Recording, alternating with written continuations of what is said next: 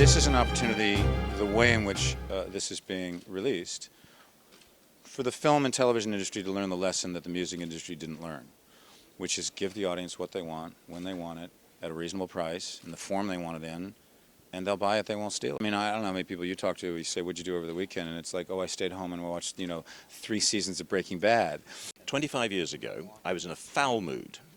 Margaret Thatcher, I used to work for Margaret Thatcher, and she had beat me up something rotten at the election campaign. So I wrote a book trying to get all of the mood out of me, bad mood. That book was House of Cards. Then it became a sensational television series, which we thought could never be better. I mean, Ian Richardson and the BBC television series was absolutely superb.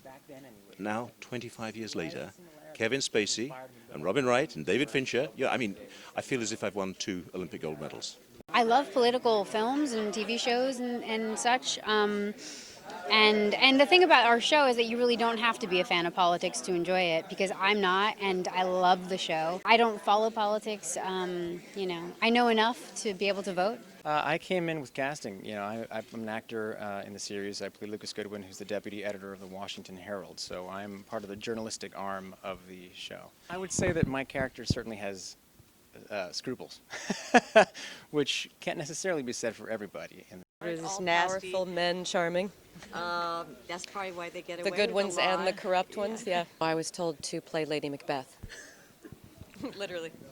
It seems to me that if you just pay attention to what's been happening over the last decade, that companies like Netflix that have done it tremendously well, being portals for content, that if they want to compete, they're going to have to start producing their own work. So it seems to me that it is the future. Maybe this is a virginal experience, but because it was Netflix's first series, they were totally respectful and hands-off, and David Fincher was the overriding producer and stuff.